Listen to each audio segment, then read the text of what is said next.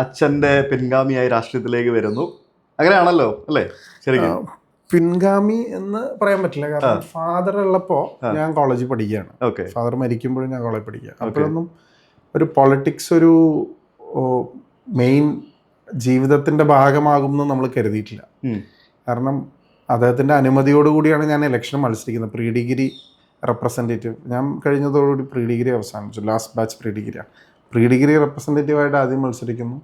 University union councillor, college union general secretary, college union chairman. ഞാൻ final year പഠിക്കുമ്പോൾ chairman ആകുന്നതിന് മുമ്പ് എൻ്റെ ഫാദർ മരിച്ചു. അപ്പോൾ അദ്ദേഹം മരിച്ച സീറ്റിലേക്ക് അങ്ങനെ മത്സരിച്ചതല്ല. ഞാൻ സ്റ്റുഡൻറ്റ് പോളിറ്റിക്സ്, അദ്ദേഹം ഉണ്ടായിരുന്നെങ്കിൽ ഒരിക്കലും ഞാൻ പോളിറ്റിക്സിൽ വരില്ലായിരുന്നു.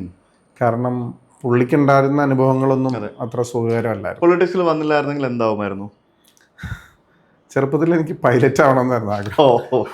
പിന്നെ മാത്സ് ഒക്കെ പഠിക്കണമെന്നുണ്ട് കഴിഞ്ഞപ്പോൾ ഞാൻ പിന്നെ മാത്സും സയൻസ് ഒക്കെ വേണം എന്നുള്ളത് കൊണ്ട് ഞാൻ പിന്നെ ഒരു പതുക്കെ അതൊന്ന് ബുദ്ധി ഉറച്ച സമയത്ത് ഞാൻ തീരുമാനം എടുത്തു.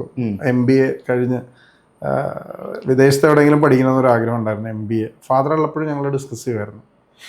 പക്ഷെ പിന്നെ അത് ഞാൻ സേക്രഡ് ഹാർട്സിലാണ് പഠിച്ചത്. അപ്പോൾ ഫൈനൽ ഇയർ എൻട്രി ചെയ്തപ്പോൾ ഫൈനൽ ഇയർ ആയപ്പോൾ ഫാദർ മരിച്ചു.